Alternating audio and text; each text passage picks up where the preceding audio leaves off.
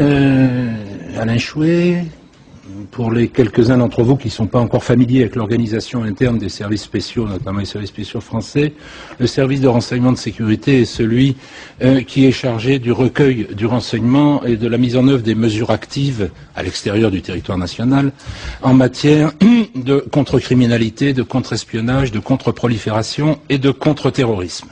Comme bon nombre de mes collègues professionnels à travers le monde, j'estime sur la base d'informations sérieuses, d'informations recoupées, que la Qaïda est morte sur le plan opérationnel dans les trous arabes Tora Bora en 2002.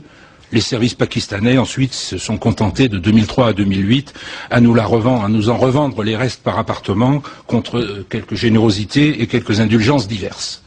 Sur les quelques 400 membres actifs de l'organisation qui existait en 2001 et dont on trouvera une assez bonne description dans l'excellent bouquin de Mark Seidman, Understanding Terror Networks, il y a moins d'une cinquantaine, essentiellement des seconds couteaux, à l'exception de Ben Laden lui-même et de Ayman Zawahiri, mais qui n'ont aucune aptitude sur le plan opérationnel. Donc moins d'une cinquantaine ont pu s'échapper, disparaître dans des zones reculées, dans des conditions de vie précaires et avec des moyens de communication rustiques ou incertains. C'est pas avec un tel dispositif qu'on peut animer à l'échelle planétaire un réseau coordonné de violence politique. D'ailleurs, il apparaît clairement qu'aucun des terroristes post-11/9 qui ont agi à Londres, Madrid, Casablanca, Djerba, Sharm el-Sheikh, Bali, Bombay, etc., ou ailleurs, n'a eu de contact avec l'organisation. Et quant aux revendications plus ou moins décalées qui sont formulées de temps en temps par Ben Laden ou Ayman Zawahiri, à supposer d'ailleurs qu'on puisse réellement les authentifier, elles n'impliquent aucune liaison opérationnelle, organisationnelle, fonctionnelle entre ces terroristes et les vestiges de l'organisation. Bien. Toutefois, je suis bien obligé, comme tout le monde, de constater qu'à force de l'invoquer à tout propos, et souvent hors de propos, dès qu'un acte de violence est commis par un musulman, ou quand un musulman se trouve au mauvais endroit et au mauvais moment, comme dans l'histoire de l'usine AZF à Toulouse, ou même quand il n'y a pas de musulmans du tout, comme les attaques à l'anthrax aux États-Unis, à force de l'invoquer en permanence, un certain nombre de médias réducteurs et quelques soi-disant experts de part et d'autre de l'Atlantique ont fini non pas par la ressusciter, mais par la transformer en une espèce d'Amédée d'Eugène Ionesco, ce mort dont le cadavre ne cesse de grandir et d'occulter la réalité et dont on ne sait pas comment s'en débarrasser. Alors l'obstination incantatoire des Occidentaux à invoquer l'organisation mythique qu'on a qualifiée d'hyperterroriste, non pas parce qu'elle a fait, mais parce qu'elle s'est attaquée à l'hyperpuissance, cette obstination incantatoire a eu très rapidement deux effets tout à fait pervers. Premier effet, tout contestataire violent dans le monde musulman, qu'il soit politique ou de droit commun, quelles que soient ses motivations, a vite compris qu'il devait se réclamer de la Qaïda s'il voulait être pris au sérieux, s'il voulait entourer son action d'une légitimité reconnue par les autres, et s'il voulait donner à son action un retentissement international.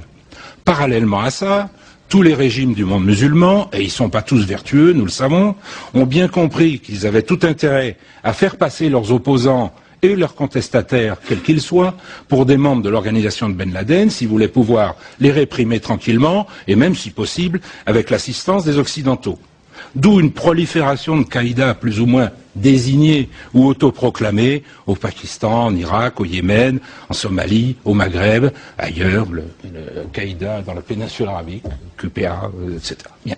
Le principal résultat de cette dialectique imbécile, ça a évidemment été de renforcer effectivement le mythe d'une Qaïda omniprésente, tapis derrière chaque musulman, prêt à l'instrumentaliser pour frapper l'Occident, en général, les États-Unis bien sûr en particulier, au nom d'on ne sait pas trop quelle perversité. Et cette vision-là, elle procède de plusieurs erreurs d'appréciation et de perspective, et elle génère, surtout, des ripostes totalement inadaptées. Parce que si la Qaïda n'existe pas, la violence politique islamique existe, elle, bel et bien. Et l'Occident n'en est qu'une victime indirecte et collatérale. Les idéologues de la violence islamique ne sont pas des fous de Dieu. Ce sont des gens qui ont des objectifs précis. Et leur objectif, c'est pas d'islamiser le monde, c'est de prendre le pouvoir et les richesses qui y sont liées dans le monde musulman sans que l'Occident intervienne. Un peu suivant la même démarche qu'avait suivi à son époque le frère Hassan Tourabi au Soudan. Alors même si l'amour-propre des Occidentaux doit en souffrir, il faut répéter sans cesse que les principales, les plus nombreuses et les premières victimes de la violence islamique sont les musulmans. Alors, Benguiga, bien sûr, on pourra toujours m'objecter que, puisque la violence djihadiste existe bien et qu'elle se développe à peu près partout, suivant les mêmes schémas, peu importe qu'on l'appelle ou non Al-Qaïda, qui ne serait alors que l'appellation générique d'une certaine forme de violence intégriste mondialisée. Un certain nombre de journalistes devenus plus prudents, maintenant, au lieu de nous parler d'Al-Qaïda, nous parlent de la nébuleuse Al-Qaïda. Alors, la nébuleuse, c'est nébuleux, et le problème, effectivement, c'est qu'une telle confusion sémantique est à l'origine de toutes les mauvaises réponses et exclut de facto toute solution adaptée au problème. Et tous les services de sécurité et de renseignement savent pertinemment qu'on ne s'oppose pas à la technique du lone wolf par des moyens militaires, des divisions blindées, ou par une inflation de mesures sécuritaires indifférenciées. On s'oppose à la technique du lone wolf par des mesures sécuritaires ciblées, appuyées sur des initiatives politiques, sociales, économiques, éducatives et culturelles qui visent à assécher le vivier des volontaires potentiels en les coupant de leurs sponsors idéologiques et financiers. Non seulement, et là je vous renvoie à différents rapports du Trésor américain, rien de sérieux n'a été entrepris pour tenter d'enrayer le substrat financier, et encore moins le substrat idéologique de la violence djihadiste, mais en désignant la Qaïda comme l'ennemi permanent contre lequel il faut mener une croisade par des voies militaires et sécuritaires totalement inadaptées à sa forme réelle, on a pris une mitrailleuse pour tuer un moustique. Alors évidemment, on a raté le moustique, mais les dégâts collatéraux sont patents, comme on peut le constater au quotidien, en Irak, en Afghanistan, en Somalie, au Yémen.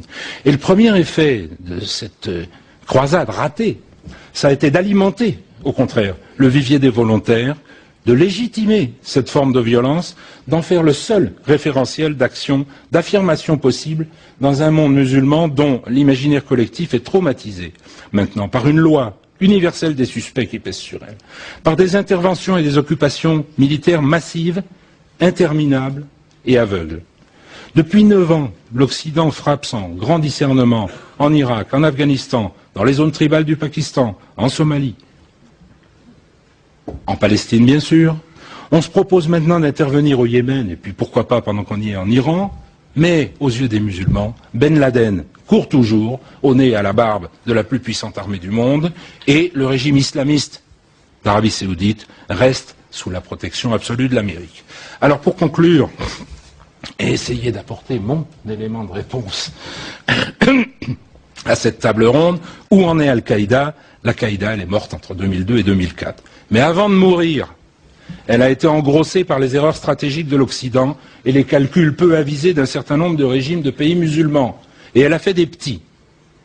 Alors le problème pour nous, c'est maintenant de savoir si nous referons avec ces rejetons malvenus les mêmes erreurs en alimentant un cycle indéfini de violence, ou si, pour garder la référence à UNESCO, nous saurons, avec nos partenaires arabes et musulmans, enrayer la prolifération des rhinocéros. Merci.